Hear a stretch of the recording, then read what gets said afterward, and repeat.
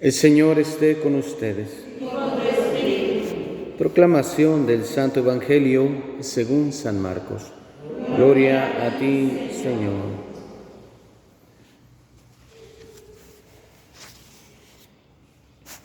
En aquel tiempo, uno de los escribas se acercó a Jesús y le preguntó: ¿cuál es el primero de todos los mandamientos? Jesús le respondió: el primero es: escucha, Israel, el Señor nuestro Dios es el único Señor. Amarás al Señor tu Dios con todo tu corazón, con toda tu alma, con toda tu mente y con todas tus fuerzas. El segundo es este: amarás a tu prójimo como a ti mismo. No hay ningún mandamiento mayor que estos. El escriba replicó: muy bien, maestro, tienes razón cuando dices que el Señor es único y que no hay otro fuera de Él. Y amarlo con todo el corazón, con toda el alma, con todas las fuerzas, y amar al prójimo como a uno mismo, vale más que todos los holocaustos y sacrificios. Jesús, viendo que había hablado muy sensatamente, le dijo: no estás lejos del reino de Dios. Y ya nadie se atrevió a hacerle más preguntas. Palabra del Señor. Gloria a ti, Señor Jesús. Tomen asiento un momento, por favor.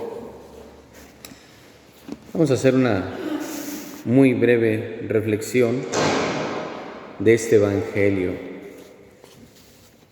El Evangelio de San Marcos, donde un escriba, y si les suena un poquito en el lenguaje de la Biblia, ¿quiénes eran los escribas y los fariseos?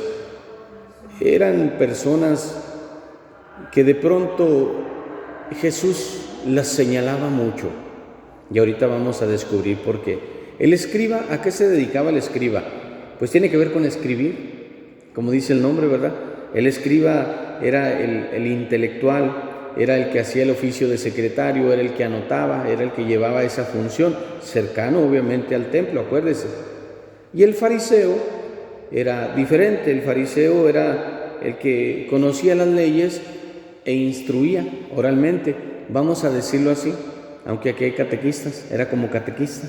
El fariseo era como una especie de catequista y el escriba pues era una especie de secretario, para entendernos. Cuando Jesús viene a los pobres, viene a los desamparados, viene a los necesitados.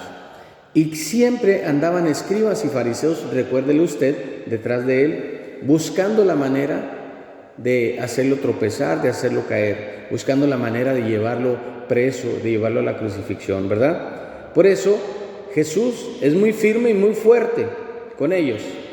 Y les dice: raza de víboras. Y luego otra frase que les decía era: sepulcros, ¿qué? Blanqueados. ¿Por qué? ¿Por qué Jesús era tan duro con ellos? No era duro Jesús con ellos, eran ellos los que eran duros en su corazón con el mensaje del Señor que ya conocían y con el nuevo mensaje que les traía Jesús. Tenían un corazón cerrado.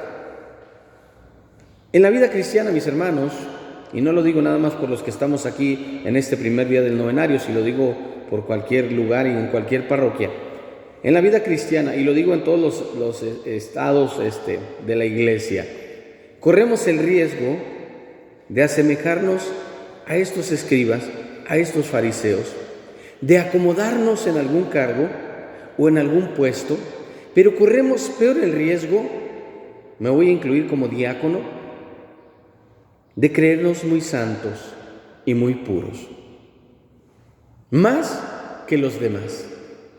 Porque es muy fácil descubrir los pecados, dijo Jesús mismo, ¿verdad? Es fácil ver la paja en el ojo ajeno, pero no ves la viga que tú traes en el tuyo. Por eso se enojaba, por eso se molestaba Jesús.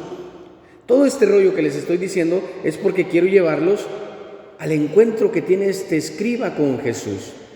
Llega el escriba, ya conocía los mandamientos, y le pregunta a Jesús: ¿cuál es el más importante, el primero?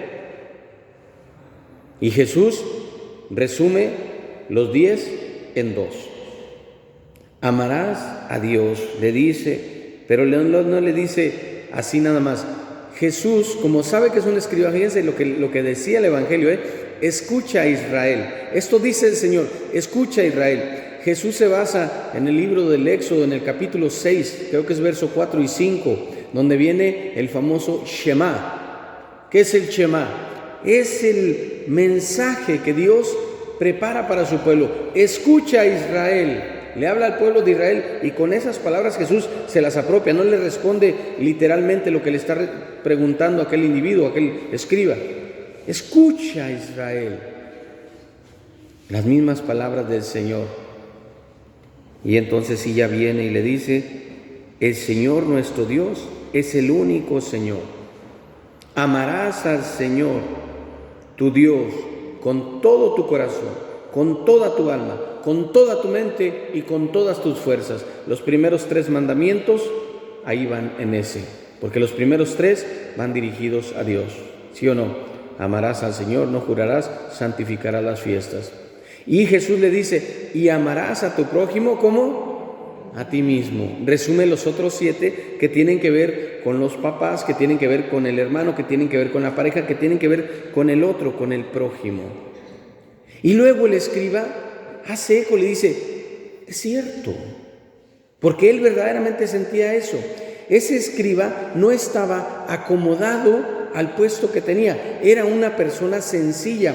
Por eso Jesús no le recrimina, no le reclama, porque pudo haberle dicho lo que le decía a los demás. Al contrario, le dice, ¿no estás muy lejos del reino de los cielos?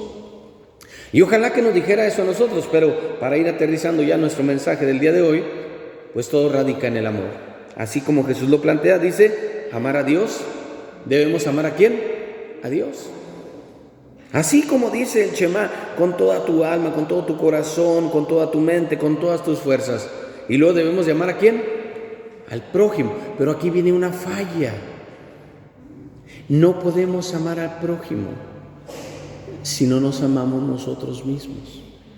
Y no hablo de un amor egoísta, no hablo de un amor egocéntrico, hablo de un amor real. La mayoría de las situaciones que tenemos nosotros en contra de los demás, a veces ni siquiera es en contra de ellos, sino es en contra de lo que sentimos nosotros. Creemos que fulano, que fulana se anda fijando en lo que hacemos. No le importamos, si quieres saber la verdad. A mí me encanta el Facebook, porque como psicólogo lo leo y digo, este pobre o esta pobre está más perdida que los hijos de la Llorona. Ahí ponemos como, traemos un rencor y lo escribimos ahí en Facebook. Es para la comadre, pero sabes que tu comadre nunca va a ver ese mensaje. ¿Me explico? ¿Quién es la bronca entonces? Conmigo mismo. Hay una falta de amor propio y de humildad también, y de entrega y de renuncia al Señor. Por eso debemos nosotros también de escuchar esa voz del Señor. Ama, ama, ama, porque en el amor está el perdón, porque en el amor está la aceptación, porque en el amor a Dios está la aceptación de su divina voluntad. ¿Es cierto o no es cierto? Hace 10 minutos, antes de entrar aquí, llegó una señora. Me tuve que esperar 5 minutos en la sacristía porque tocó mi corazón profundamente. Hace unos años tuvimos la bendición y la oportunidad de conseguirle una andadera especial. Y venía por pañales seguido para su niño de 11 años. Y ahorita vino a darnos las gracias y a decirnos que su hijo ya se fue al cielo. Y estaba llorando. ¿Cómo va a salir adelante ella? Con el amor de Dios, amando a Dios, esperando en Dios, confiando en Dios. No sé si me explico. Es muy difícil esto, pero tenemos que aprender en medio, lo pongo como un ejemplo, en medio de la lucha, en medio del problema, porque es muy fácil amar a Dios cuando todo está bien. Hoy estaba escuchando otro testimonio en internet de una señora que se llama Maite, que tiene una fundación. Nunca lo había visto, me interesó mucho. Se suicidó su hijo, de 20 y tantos años. Y ella está hablando del suicidio de su hijo y de cómo lo vivió y de cómo lo pasó. Y yo me pongo a pensar y digo, ¿cómo puedes salir adelante? El amor, mis hermanos. Porque la falta de amor hace que comencemos a tener rencores, resentimientos, odios, incluso para con Dios, que me ha tocado alguna gente así, enojada con Dios. No le podía decir nada a esta pobre mujer que vino. Le digo, ¿cuánto tiempo te lo prestó el Señor? 11 años, me dijo, un pequeñito de 11 años. Es difícil, ¿no? Pero también tenemos que aprender a amar, a sentir el dolor de los demás para poder orar, para que nuestras palabras no sean nada más de los labios para afuera. Igual si tú eres catequista, si tú estás en la iglesia, si eres lector, lo que sea, tenemos que aprender todos a hacerlo así, ¿no? Con un amor, que se sienta realmente, que puedan venir. La mayoría de la gente no viene a la iglesia y eso es real. Mucha gente viene a la iglesia, ya lo sabemos, el miércoles de ceniza, el 12 de diciembre, el 25 de marzo, ahora para nuestras fiestas patronales, cuando se muere alguien y lo traen por los pies por delante. Esa es nuestra realidad, pero ese es el momento que tenemos nosotros para enseñarles quiénes somos y de qué estamos hechos, a quién hemos conocido y quién nos ha cambiado y nos ha tocado el corazón. Todo radica, mis hermanos, en el amor. Amor a Dios, amor al prójimo y amor a uno mismo. Permanezcan como están.